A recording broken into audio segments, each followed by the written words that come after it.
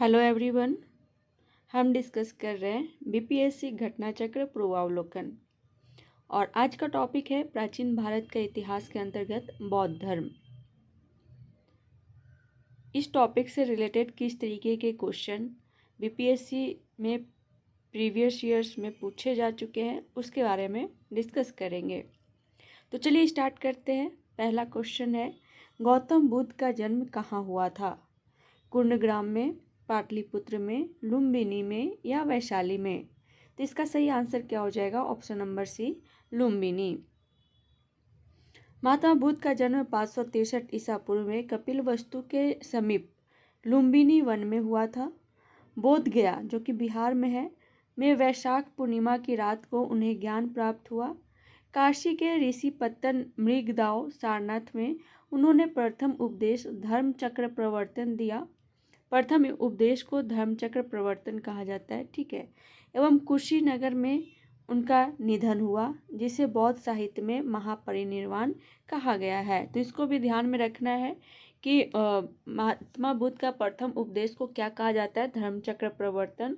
And उनके निधन जब हुआ था तो उसको बौद्ध साहित्य में महापरिनिर्वाण कहा गया है, ठीक है। नेक्स्ट क्वेश्चन है, महात्मा बुद्ध ने अपना पहला धर्मचक्र प्रवर्तन किस स्थान पर दिया था?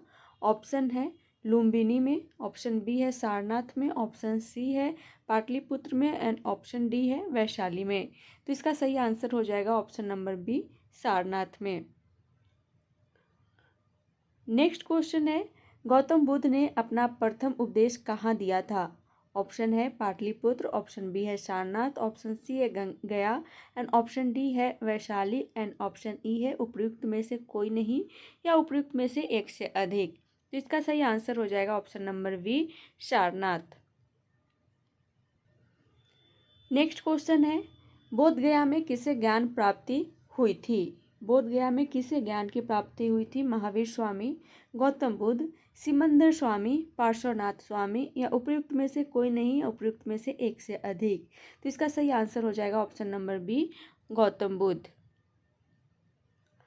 नेक्स्ट क्वेश्चन है, बुद्ध के जीवन की 4 महत्वपूर्ण घटनाओं और उनसे संबंध 4 स्थानों का नीचे उल्लेख है। यह 2 स्तंभ फर्स्ट और सेकंड में अंकित है। आपको इनका सुमेल करना है।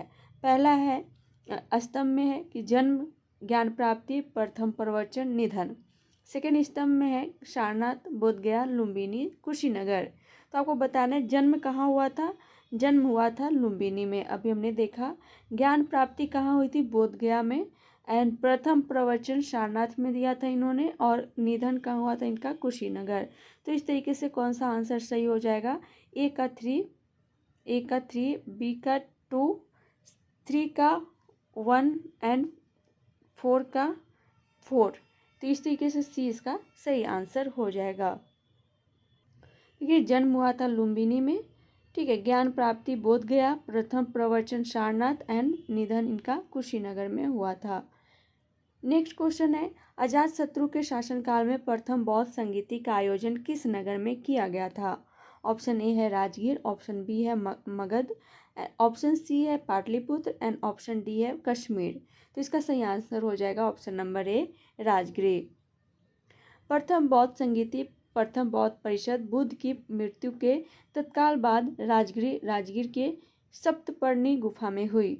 इस समय मगध का शासक अजातशत्रु था। इस संगीति की अध्यक्षता महाकश्यप ने की थी तथा इसमें बुद्ध के प्रमुख शिष्य आनंद और उपाली भी उपस्थित थे। इसमें बुद्ध की शिक्षाओं का संकलन हुआ तथा उन्हें सुत्त और विनय नामक 2 पिटकों में विभाजित किया गया। आनंद तथा उपाली क्रमशः धर्म और विनय के प्रमाण माने गए। तो यहाँ ध्यान में रखना है कि उनके बुद्ध शिक्षाओं का संकलन हुआ था किसमें? प्रथम बौद्ध संगीति में, और इसको सुत्त और विनय पिटक नामक 2 पिटकों में इसको विभाजित किया गया था। तो इसको ध्यान में रखिएगा। नेक्स्ट क्वेश्चन है, प्रथम बौद्ध संगीति के अध्यक्ष कौन थे? ऑप्शन ए है वसुमित्र, ऑप्शन बी है महाकश्यप, ऑप्शन सी है संघरक्षक, ऑप्शन डी है पार्श्वक। तो इसका सही आंसर हो जाएगा option number B, Mahakashyap. Next question है, प्रथम बौद्ध महासभा कहाँ आयोजित हुई थी? पाटलिपुत्र, राजगीर, अमरावती या कनगनहल्ली? तो इसका सही आंसर हो जाएगा ऑप्शन नंबर बी, राजगीर में प्रथम बौद्ध संगीति आयोजित हुई थी।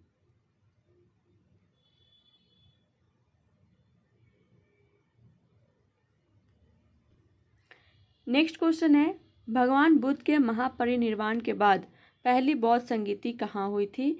तो राजगीर में हुई थी। नेक्स्ट है, कनिष्क के शासनकाल में बौद्ध सभा किस नगर में आयोजित की गई? मगध, पाटलिपुत्र, कश्मीर या राजगीर? तो इसका सही आंसर हो जाएगा ऑप्शन नंबर सी, कश्मीर। बौद्ध धर्म की चौथी और अंतिम संगीति सभा कुषाण शासक कनिष्क के राज्यकाल में कश्मीर के कुंडल वन में आयोजित हुई थी। इसकी अध्यक्षता वसुमित्र ने की थी। अश्वघोष इसके उपाध्यक्ष थे।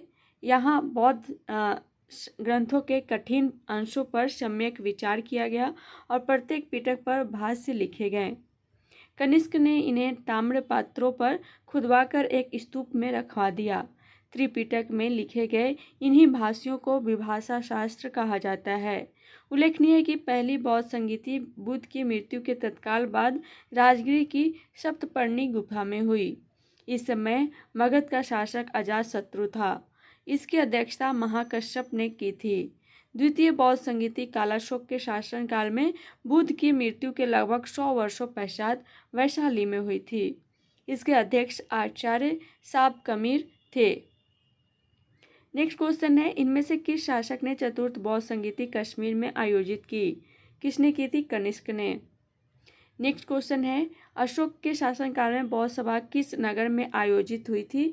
मगध, पाटलिपुत्र, समस्तीपुर या राजगीर? तो इसका सही आंसर क्या हो जाएगा? Option number B, Pataliputra. सिहली अनुश्रुतियों दीपवंश और महावंश के अनुसार अशोक के राज्यकाल में पाटलिपुत्र में मोगली पुत्र तीस की अध्यक्षता में तृतीय बौद्ध संगीति का आयोजन हुआ। नेक्स्ट क्वेश्चन है, तृतीय बौद्ध सभा किस स्थान पर बुलाई गई थी? ऑप्शन है तक्षशिला, सारनाथ, बोधगया या पाटलिपुत्र? तो इसका सही आंसर क्या हो जाएगा? Option number D, Pataliputra. Next question है, महात्मा बुद्ध को महापरिनिर्वाण कहाँ हुआ? ऑप्शन है लुम्बिनी, बोधगया, कुशीनगर, कपिलवस्तु? तो इसका सही आंसर हो जाएगा ऑप्शन नंबर सी, कुशीनगर में। एक्सप्लेनेशन देख लेते हैं। महात्मा बुद्ध ने अपना पहला उपदेश सारनाथ में दिया। उसके पश्चात वे बौद्ध धर्म के प्रचार के लिए कपिलवस्तु, राजगीर, वैशाली तथा कौशल राज्य गए। सबसे अधिक बौद्ध धर्म का प्रचार कौशल राज्य में हुआ। कौशल नरेश प्रसेनजित ने भी अपने परिवार के साथ बुद्ध की शिष्यता ग्रहण की थी। अपना प्रचार करते हुए वे मल्लों की राजधानी पावा पहुँचे। यहाँ वे चुंद नामक लुहार की आम्रवाटिका में ठहरे। ठीक है। उसने बुद्ध को शुक्रमदव खाने को दिया। इससे उन्हें रक्तातिसार हो गया भयानक पीड़ा उत्पन्न हुई। इस वेदना के बाद भी वे कुशीनारा मल गणराज्य की राजधानी पहुँचे। यहीं 483 ईसा पूर्व में 80 वर्ष की अवस्था में उन्होंने शरीर त्याग दिया। बौद्ध ग्रंथों में इसे महापरिनिर्वाण कहा जाता है। नेक्स्ट क्वेश्चन है, त्रिपिटक किसकी धार्मिक पुस्तक है? ऑप्शन है जैन धर्म, हिंदू धर्म, पारसी धर्म या बौद्ध धर्म? तो इसका सही आंसर हो जाएगा ऑप्शन नंबर डी, बौद्ध धर्म। त्रिपिटक बौद्ध धर्म ग्रंथों में सर्वाधिक महत्वपूर्ण है। बुद्ध की मृत्यु के बाद उनकी शिक्षाओं को संकलित कर 3 भागों में बांटा गया। इन्हीं को त्रिपिटक कहते हैं। यह है विनय पिटक। ठीक है। इसमें संघ संबंधी नियम तथा दैनिक जीवन संबंधी आचार विचारों का संग्रह है। नेक्स्ट है, सेकंड है सुत्त पिटक। इसमें महात्मा बुद्ध के उपदेशों का संग्रह है। एंड थर्ड है अभिधम्म पिटक। इसमें बौद्ध धर्म के दार्शनिक सिद्धांत का वर्णन है।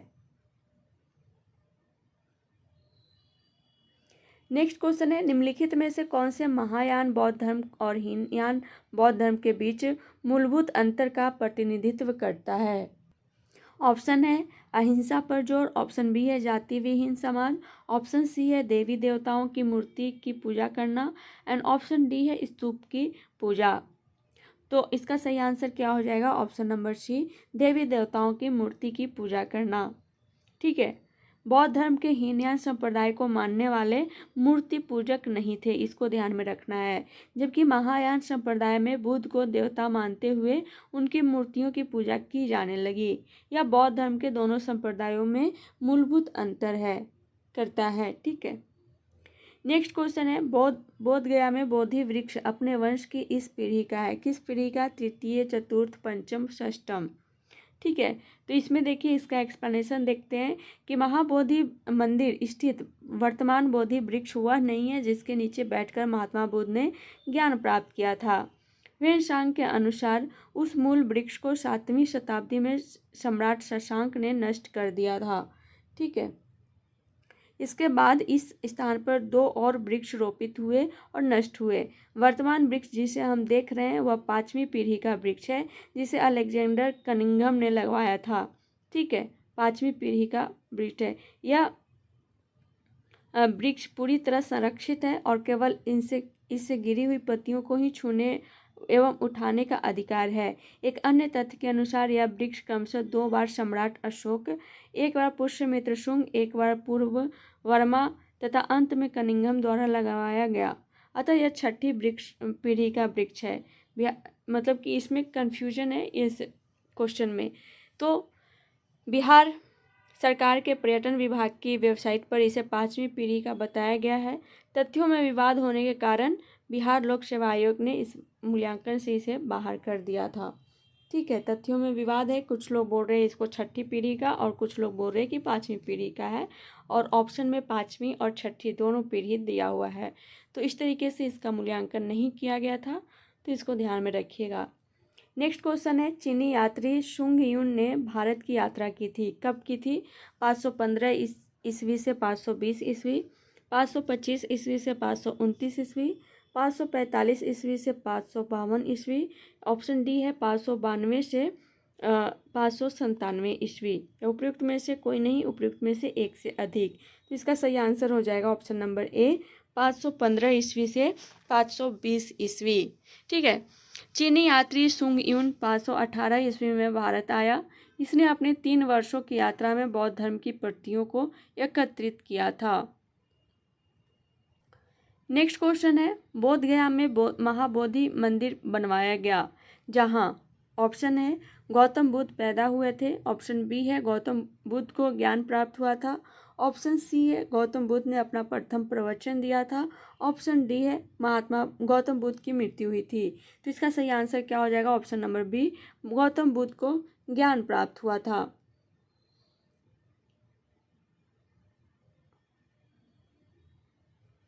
बोध गया में 6 वर्ष की साधना के पश्चात 35 वर्ष की आयु में महात्मा बुद्ध को वैशाख पूर्णिमा की रात को एक पीपल के वृक्ष के नीचे ज्ञान प्राप्त हुआ। इस स्थल पर मंदिर का निर्माण सम्राट अशोक ने 3री शताब्दी में प्रारंभ किया, परंतु इसका वर्तमान स्वरूप 5वीं 6ठी शताब्दी में निर्मित हुआ।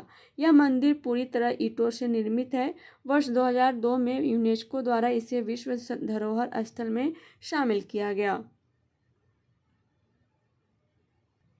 नेक्स्ट क्वेश्चन है, गौतम बुद्ध को एक देवता का स्थान किस राजा के युग में प्राप्त हुआ? ऑप्शन ए है अशोक, ऑप्शन बी है कनिष्क, ऑप्शन सी है चंद्रगुप्त विक्रमादित्य, ऑप्शन डी है हर्ष। तो इसका सही आंसर हो जाएगा ऑप्शन बी, कनिष्क। कनिष्क के शासनकाल में संपन्न चतुर्थ बौद्ध संगीति में बौद्ध धर्म हीनयान एवं महायान नामक 2 स्पष्ट एवं स्वतंत्र संप्रदायों में विभक्त हो गया। महायान शाखा में बुद्ध को देवता माना गया तथा उनकी पूजा की जाने लगी। ठीक है। इसी के साथ अनेक बोधिसत्वों की पूजा भी प्रारंभ हुई। नेक्स्ट क्वेश्चन है, वे शिक्षक जिनसे बुद्ध ने महाभिनिष्क्रमण के बाद सबसे पहले ज्ञान प्राप्ति का प्रयास किया। ऑप्शन ए है कौंडिल्य एवं कालदेवल, ऑप्शन बी है आनंद एवं अश्वघोष, ऑप्शन सी है आलार कलाम एवं रुद्रक रामपुत्र, ऑप्शन डी है सारिपुत्र एवं नागसेन। तो इसका सही आंसर हो जाएगा ऑप्शन सी, का आलार कलाम एवं रुद्रक रामपुत्र। महाभिनिष्क्रमण के बाद ज्ञान की खोज में महात्मा बुद्ध आलार कलाम के आश्रम में पहुँचे तथा उनसे दीक्षा ली। आलार कलाम ने के आश्रम में उन्होंने तपस्या की किंतु वे इससे संतुष्ट नहीं हुए। अलार कलाम सांख्य दर्शन के आचार्य थे तथा अपनी शक्ति के लिए विख्यात थे। अतः अलार कलाम एक एवं रुद्रक रामपुत्र से महात्मा बुद्ध ने पहले ज्ञान प्राप्ति का प्रयास किया। नेक्स्ट क्वेश्चन है, भारतीय कला में स्तूप, चैत्य और विहार का निर्माण निम्नलिखित में से किससे संबंधित है? ऑप्शन ए है आजीवक संप्रदाय, ऑप्शन बी है वैष्णव संप्रदाय, ऑप्शन सी है बौद्ध धर्म, ऑप्शन डी है शैव संप्रदाय। तो इसका सही आंसर हो जाएगा ऑप्शन नंबर सी, बौद्ध धर्म।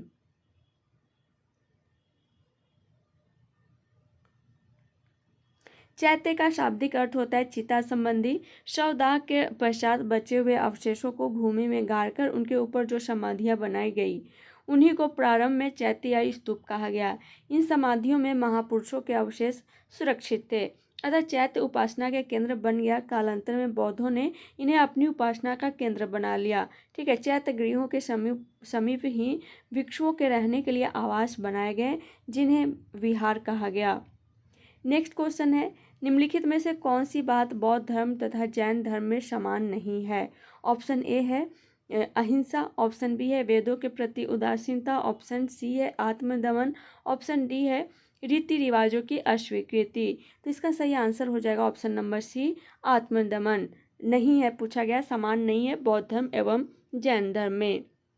तप मतलब आत्मदमन और भोग की अति का परिहार एवं मध्यम मार्ग का अनुसरण केवल बौद्ध धर्म में किया गया था, जैन धर्म में नहीं। ठीक है, जबकि वेदों की प्रामाणिकता के प्रति अनास्था, कर्मकांडों की फलवत्ता का निषेध एवं प्राणियों की हिंसा का निषेध दोनों धर्मों में किया गया है। नेक्स्ट क्वेश्चन है, नालंदा विश्वविद्यालय ज्ञान का महान केंद्र था, बौद्ध धर्म का, जैन धर्म का, वैष्णव धर्म का या तंत्र का? तो इसका सही आंसर हो जाएगा ऑप्शन नंबर ए, बौद्ध धर्म का। नालंदा विश्वविद्यालय बौद्ध दर्शन के अध्ययन के लिए विश्व प्रसिद्ध था। 5वीं शताब्दी के मध्य गुप्तों के समय में नालंदा विश्वविद्यालय अस्तित्व में आया। सर्वप्रथम कुमारगुप्त प्रथम ने नालंदा बौद्ध विहार को दान दिया और बाद में बुद्धगुप्त तथा गुप्त तथा बालादित्य नामक गुप्त शासकों ने भी विहार को दान दिया। नेक्स्ट क्वेश्चन है, बुद्ध की प्राचीनतम प्रतिमा किस शैली में प्राप्त होती है? ऑप्शन ए है गांधार शैली, ऑप्शन बी है मथुरा शैली, ऑप्शन सी है मौर्य शैली, ऑप्शन डी है गुप्त शैली एंड ऑप्शन ई है उपयुक्त में से कोई नहीं या उपयुक्त में से एक से अधिक। तो इसका सही आंसर क्या हो जाएगा? इसका होगा गांधार शैली और मथुरा शैली दोनों में। तो इस तरीके से उपयुक्त में से एक से अधिक होगा, ई इसका सही आंसर हो जाएगा। कुषाण काल में ही गांधार एवं मथुरा कला शैली के तहत बुद्ध एवं बोधिसत्वों की बहुसंख्यक मूर्तियों का मतलब बैठी एवं खड़ी स्थिति में निर्माण हुआ।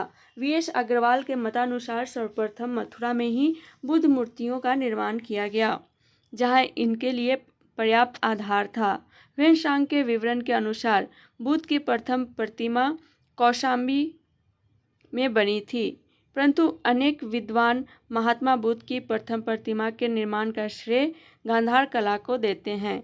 अतः निश्चित तौर पर यह नहीं कहा जा सकता कि बुद्ध की प्रथम प्रतिमा कहाँ बनी थी। ठीक है, नेक्स्ट क्वेश्चन है, विश्व का सबसे ऊंचा कहा जाने वाला विश्व शांति स्तूप बिहार में कहाँ है? ऑप्शन ए है वैशाली, ऑप्शन बी है नालंदा, ऑप्शन सी है राजगीर, ऑप्शन डी है पटना। तो इसका सही आंसर हो जाएगा ऑप्शन नंबर सी, राजगीर।